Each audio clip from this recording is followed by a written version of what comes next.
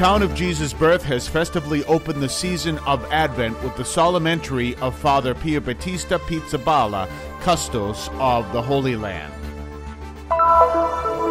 The Pope of the Coptic Orthodox Church, Tawadros II, visits Israel for the funeral of Archbishop Abraham. 2 weeks of training by the friars of the Custody of the Holy Land in order to learn the history of the holy sites and be able to guide future pilgrims. On November 22nd, the 20 best students of the Magnificat Institute performed in the traditional annual music concert at the Mormon University in Jerusalem. A biblical institute in the heart of Jerusalem, a television series to tell the story of the archaeological discoveries of the holy places.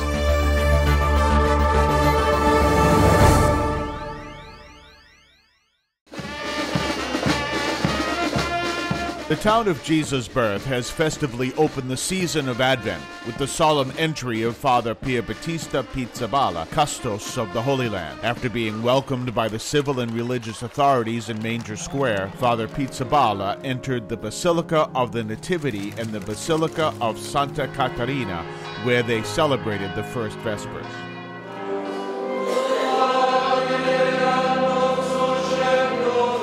The Franciscans and the faithful gathered for a weekend fully dedicated to the liturgy. The friars walked in procession into the Grotto of the Nativity, where the first candle of the Advent wreath was lit. The day began in the morning of Saturday, November 28th, with a pilgrimage from Jerusalem to Bethlehem. The Christians of the Franciscan parishes of the two communities met at the monastery of Mar Elias and then walked the few kilometers that separate the two biblical cities. Today, a wall separates the two towns. For the Israelis, it is a security wall. For the Palestinians, a separation wall. Father Pierbattista Pizzaballa believes that it is important to walk through this ancient route in the face of all the problems that hurt the geography and the history of this country. There still is a traditional and historical aspect that prevails as a symbolic sign of continuity, besides the fact that the roots of this country are strong and will remain despite everything. La parroquia di Gerusalemme. Every year, the parish of Jerusalem escorts the Custos of the Holy Land in his entry to the feast of St. Catherine in the beginning of Advent, and this is a privilege of our parish of Jerusalem. La parroquia di Gerusalemme. The city of Bethlehem is also preparing to receive the pilgrims now through Christmas. Sunday, November 29th, the Mass for the Feast of St. Catherine was celebrated with the local community and with the pilgrims. Io lo immagino come I see the pilgrims of the Holy Land as the three wise men who came to Bethlehem. The pilgrims represent those who came to greet the child, Jesus. For this reason, I wish that all the pilgrims arriving in the Holy Land may experience the same journey the wise men did, and that they may return home with faith and joy.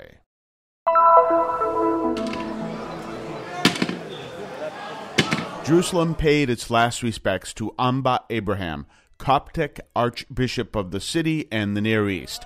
The funeral was celebrated on Saturday, November 28th in the monastery of St. Anthony, a stone's throw from the Basilica of the Holy Sepulchre. Several participants, religions and nationalities were present to pay tribute to a man loved and respected for his simplicity and his continued desire for unity. The news of the death of Abraham caught us by surprise. Last Thursday, we, Catholics and Christians of Jerusalem, lost a friend who was joyful, who used to lighten up difficult times, who always built bridges between the different parties. He was humble and simple. He was just blessed with an evangelical simplicity. His personality and his behavior stemmed from a strong faith and from his love for Christ and for his brothers. That is why we highly respected him. The Archbishop was a very exceptional person, because even without being part of a doctrinal understanding, it was intuitive in him to approach people. He was hosting people, students, leaders, laymen. Jewish people came here, meeting Muslims and Christians. He was a very lovable and yet a very articulated and profound person. So this combination of being humane and articulated and theologically on a high level, this was a very special, and we are here to pay respect to that. The Coptic Orthodox Patriarch Tawadros II also arrived in Jerusalem for the occasion from Egypt on Thursday, November 26. This is the first trip to the Holy City by a Coptic pope since the ban on Copts visiting Jerusalem issued in 1979 because of issues related to the Israeli-Palestinian conflict. It was not an official visit, but a gesture of affection and closeness to a dear friend and to the most important bishopric besides the one in Alexandria. A human and spiritual duty to the entire community, as pointed out by the Pope himself, whose arrival was greeted with great celebration and surprise. We, the Coptic community in Jerusalem, are very happy of the visit of the Pope and the bishops because we are part of the Coptic Church, whose supreme leader is Pope Tawadros. Pope Tawadros is a welcoming leader. He wants unity. He wants all the churches to unite. I believe that this step will help the churches to unite and will especially encourage the unity of all the churches in the Holy Land, which is very important for the Holy Land in its current historical moment. The Coptic Pope's visit was an opportunity to discover that the unity between the different religious communities is not a utopia, but a possible reality instead. No one can find a solution on their own. We have to find a common path by overcoming our legitimate differences in history, culture, and traditions. But there is something that unites us deeply, that must unite us all, our common faith and our love for Jesus Christ. It is He who keeps us together. Jesus made us a promise and told us, "In the world you shall have tribulation, but be of good cheer. I have overcome the world. I am with you always until the end of the world. He will not leave you."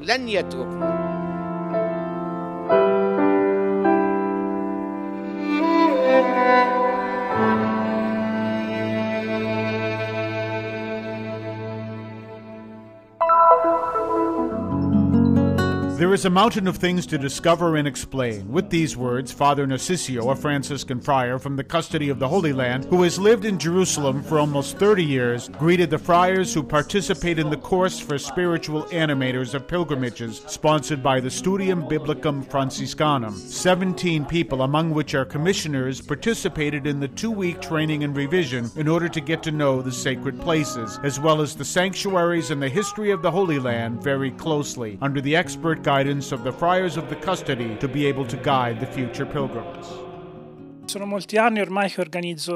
I've been organizing pilgrimages for many years now. This is the 15th time I have come to the Holy Land. This course allows me to participate more directly as a spiritual chaperone of the pilgrimage. Therefore, I am able to truly appreciate this journey with a greater awareness as a result of a greater training. I have discovered a lot of new things that I did not know about sites that I have already visited or had only heard about. And the most beautiful thing is to have had this long time to go to these places, stop, look, and listen to what these stones still communicate. The course was intense and diverse. The participant friars visited the main archaeological and religious sites in the Holy Land, from Nazareth to Capernaum, from the Sea of Galilee to Bethlehem, where the Custos made his solemn entrance at the opening of Advent. The journey combined religious, archaeological, and historical aspects in the certainty that each of them will be a valuable contribution to the search for truth. Through these historical evidences and descriptions confirmed by archaeology, we are certain, for example, with regard to the sanctuaries that we can visit today, of their exact location and approximate appearance, especially the first buildings in the time of Constantine in the early 4th century, in particular the Holy Sepulchre, Bethlehem, and the Mount of Olives. For the pilgrims arriving in the Holy Land, it is important to see these remains because they are a confirmation of authenticity. It means that we really are at the site where everything that Christ did was handed down. At the end of the course, the historical approach was analyzed in depth thanks to Father Narcissio's lessons. The friar told those present of the birth and evolution of Christianity in the Holy Land since the year zero, showing them some unique documents, a register of pilgrims and one of the conversions of 1500, a book of the records handwritten by monks from 1230 until the edict issued by Pope Clement VI in 1342. Let's divide the main history of the Holy Land into three parts. The first is the old one, which starts from the period immediately after Jesus Christ with the apostles and the Jewish Christians until the arrival of the first buildings and pagan shrines. The second period begins with the arrival of Muslims and ends with the Crusades, when the Holy Land was recovered by Christians. I call the third period Franciscan because at this time we, the Franciscans, were practically the only ones present here in the Holy Land from 1342, when the custody of the Holy Land is listed as the official protector of the holy places by the Vatican. A wise and concrete group which led participants to see firsthand the places that Pope Paul VI defined the fifth gospel.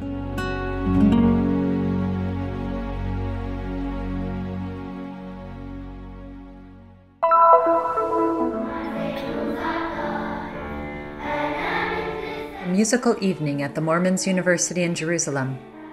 The 20 best students of the Magnificat Institute, the music school of the Custody of the Holy Land, performed in the traditional concert assembled for years on the Mount of Olives. For the last 6 years, the Mormons welcomed us in this wonderful theater. So for our kids, for the kids of the Magnificat, for our students, it's a great opportunity to perform on a real stage in front of a real theater. I mean, the place is wonderful, it's awesome, so it gives them motivation. Facing the beautiful view of the Holy City, the students played various instruments beautifully, showing the audience the richness and uniqueness of the school of music that unites Israelis and Palestinians, Muslims, Christians, and Jews.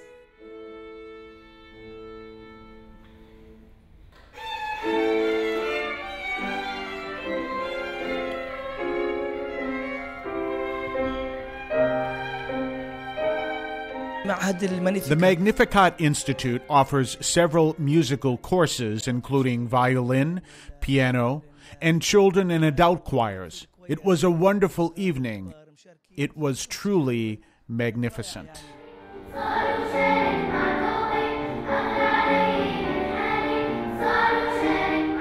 The reason why we choose this place is that every year we organize a concert due to an agreement between the Magnificat and the Mormon University. They invite us to perform in concert, so we choose the best students and the choirs of the Magnificat. During the year, we sing in different places, and we also prepare the midnight mass in the Church of the Nativity with the chorus of Jasmine, the one who sang today, together with that of the Custody of the Holy Land.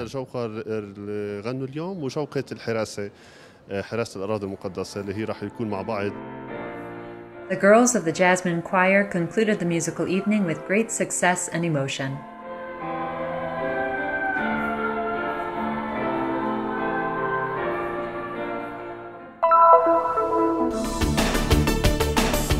Through the magazine Holy Land in Portuguese and the Christian Media Center, the history of the Studium Biblicum Franciscanum will be told in 25 episodes, with a written and photographic archive of all the different events in time, especially through witnesses.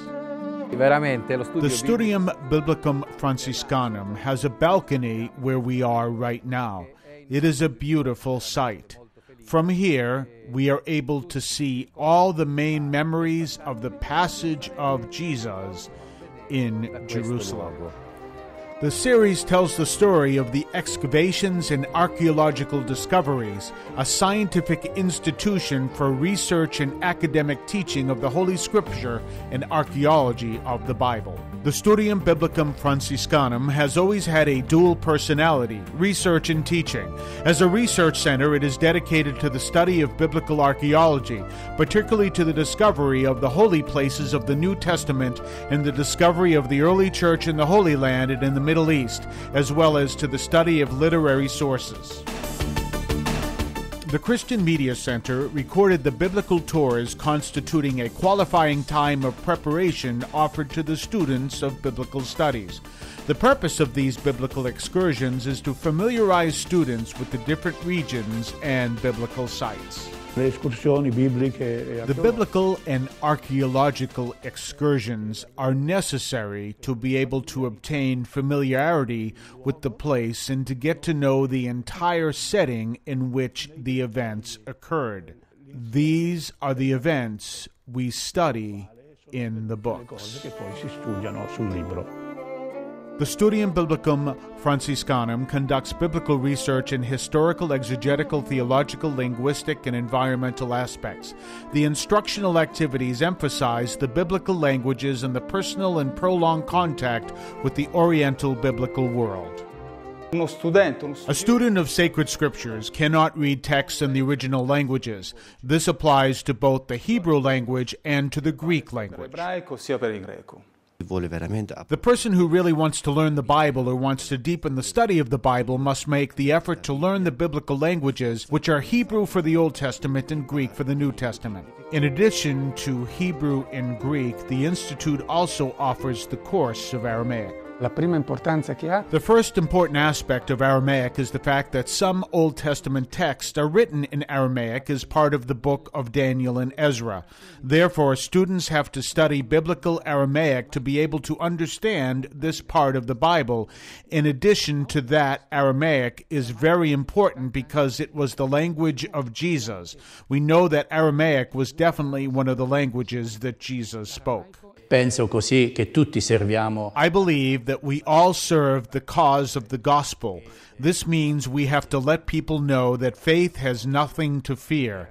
Truly in the Holy Land there are still traces of God's passage, and especially of Jesus and the Apostolic Church. We think that science and faith work together, and they are the characteristics of man and mankind. The Studium Biblicum Franciscanum, a biblical institute in the heart of Jerusalem, a series that will air on all major Christian channels, as well as in the Holy Land magazine in Portuguese and in the site of the Custody of the Holy Land.